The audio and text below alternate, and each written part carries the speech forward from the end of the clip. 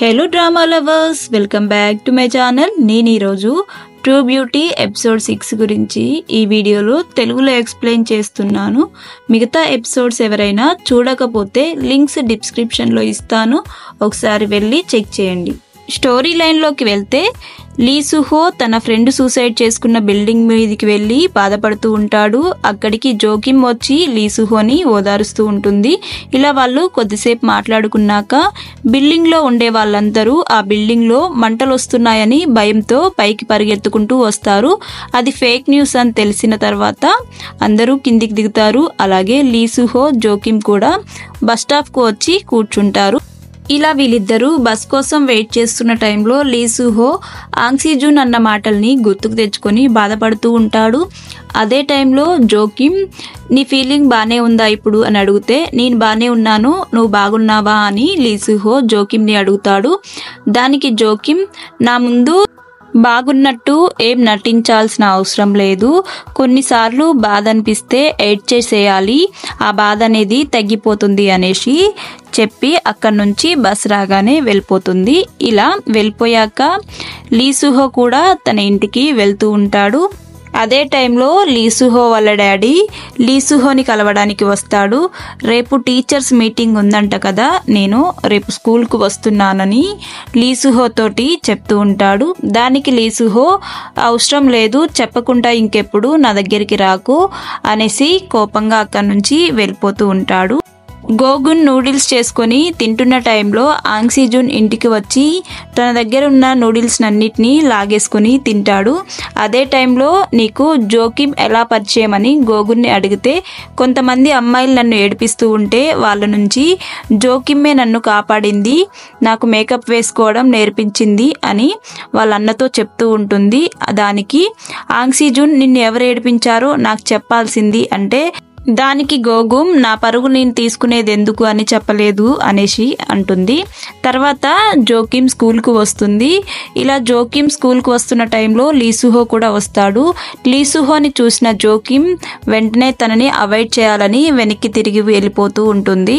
అదే టైంలో ఆంగ్సీజూన్కి వెళ్ళి గుద్దుకుంటుంది. ఆంగ్సీజూన్ తన చెల్లికి హెల్ప్ చేసినందుకు థ్యాంక్స్ చెప్పాలని అనుకుంటాడు. ఇంతలో వాళ్ళ ఫ్రెండ్స్ రాగానే జోకిమ్ అక్కడి నుంచి తొందరగా క్లాస్ రూమ్లోకి వెళ్ళిపోతుంది. ఇలా అందరూ క్లాస్ రూమ్లోకి రాగానే టీచర్ అందరికీ ప్రోగ్రెస్ రిపోర్ట్స్ ఇస్తారు. అయితే జోకిమ్కి చాలా మార్కులు తక్కువగా వస్తాయి, చాలా దారుణంగా వచ్చాయే నా మార్కులు అని అనుకుంటూ ఉంటుంది. అనుకున్నట్టుగానే లీ సుహో ఫస్ట్ ర్యాంక్లో వస్తాడు, సుహా సెకండ్ ర్యాంక్లో వస్తుంది. దానికి సుహా చాలా బాధపడుతుంది. అదే టైంలో పేరెంట్స్ మీటింగ్ ఉందని జోకిమ్ వాళ్ళ మదర్ స్కూల్కి వచ్చి జోకిమ్ ప్రోగ్రెస్ రిపోర్ట్ చూస్తుంది. ఆ ప్రోగ్రెస్ రిపోర్ట్ చూసిన వాళ్ళ మదర్కి చాలా కోపం వస్తుంది. అదే టైంలో టీచర్ హెయిర్ అనేది పైకి జరిగిపోతుంది. ఆ టైంలోనే ఈ టీచర్కి ఐబ్రోస్ తక్కువగా ఉన్నాయని కవర్ చేసుకుంటూ ఉంటాడు. దాన్ని చూసిన జోకిమ్ వాళ్ళ మదర్ తన విజిటింగ్ కార్డ్ ఇచ్చి, నా పార్లర్కి రండి, మీ ప్రాబ్లం నేను సాల్వ్ చేస్తానని అక్కడి నుంచి వెళ్ళిపోతూ ఉంటున్న టైంలో లీ సుహో వాళ్ళ డాడీ అక్కడికి వస్తాడు. లీ సుహో వాళ్ళ డాడీకి జోకిమ్ వాళ్ళ మదర్ పెద్ద ఫ్యాన్ అన్నమాట. లీ సుహో వాళ్ళ డాడీ మూవీ ప్రొడక్షన్కి CEO, అతను పెద్ద సెలబ్రిటీ కావడంతో ఆమె అతనికి పెద్ద ఫ్యాను. అయితే స్కూల్లో అందరూ తనని చూసి చాలా ఆశ్చర్యంగా ఫీల్ అవుతారు. అప్పుడే తెలుస్తుంది లీ సుహో వాళ్ళ డాడీ పెద్ద సెలబ్రిటీ అని. జోకిమ్ వాళ్ళ అమ్మ జోకిమ్ ప్రోగ్రెస్ రిపోర్ట్ అని కూడా చూడకుండా లీ సుహో వాళ్ళ డాడీతో ఆటోగ్రాఫ్ తీసుకుంటుంది. వాళ్ళ మదర్ బిహేవియర్ చూసిన జోకిమ్ అక్కడి నుంచి పారిపోతుంది. లీ సుహో స్కూల్లో లంచ్ చేస్తూ ఉంటాడు. అదే టైంలో ఒక అతను వచ్చి, మీ డాడీ పెద్ద సెలబ్రిటీనా, ఎవరికి చెప్పలేదు అని అడుగుతూ ఉంటే అక్కడి నుంచి సీరియస్గా లీ సుహో లేచి వెళ్ళిపోతూ ఉంటాడు.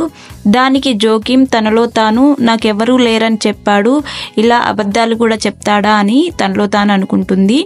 అయితే టీచర్స్ని కలిసాక లీ సుహో వాళ్ళ డాడీ ఇంటికి వెళ్తున్న టైంలో ఆంగ్సీజూన్ని చూసి కొంచెం స్మైల్ ఇస్తాడు. కానీ ఆంగ్సీజూన్ తనని పట్టించుకోకుండా అక్కడి నుంచి సీరియస్గా స్కూల్లోకి వెళ్ళిపోతూ ఉంటాడు. అదే టైంలో జోకిమ్ వాళ్ళ మదర్ కోసం వెతుకుతూ ఉంటుంది. అదే టైంలో లీసుహో వాళ్ళ డాడీ మాట్లాడుకుంటూ ఉంటారు.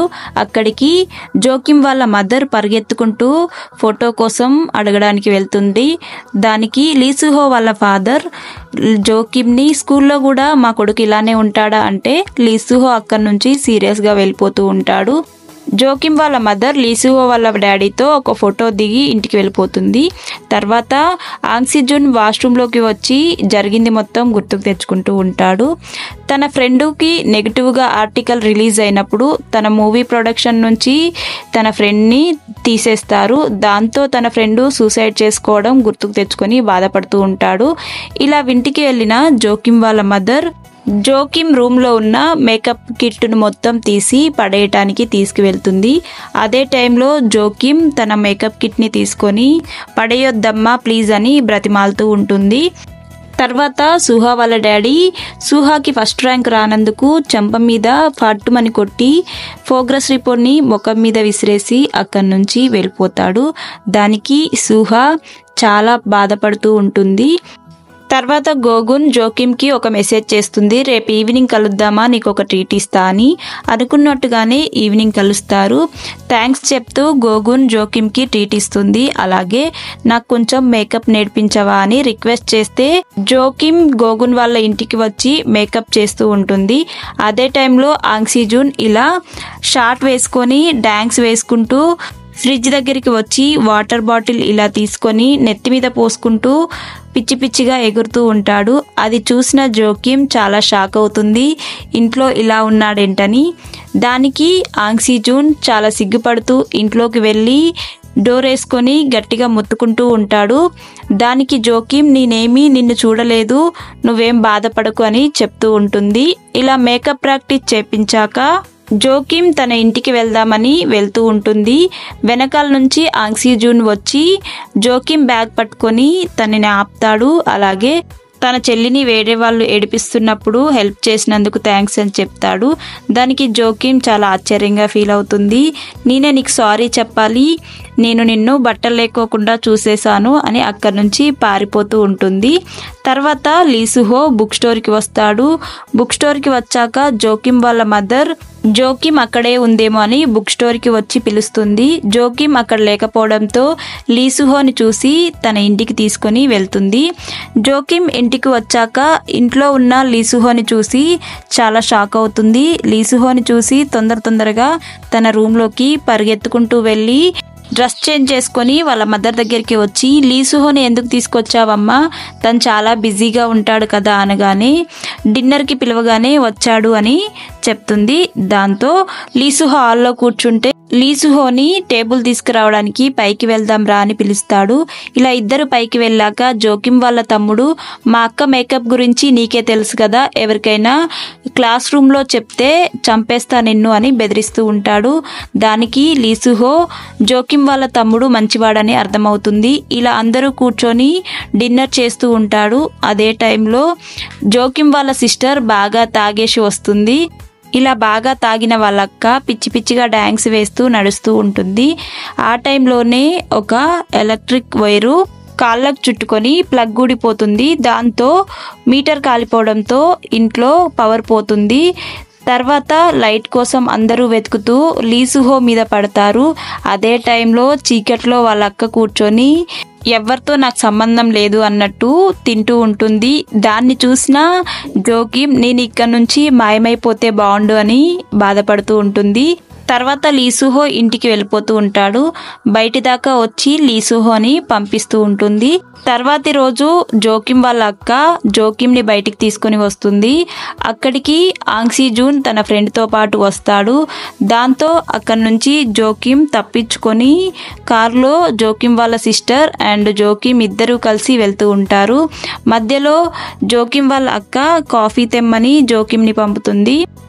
లీసుహో కూడా అక్కడే ఉంటాడు. జోకిమ్ కాఫీ తేవడానికి వెళ్తుండడం లీసుహో చూసి తన వెనకాలే వస్తూ ఉంటాడు.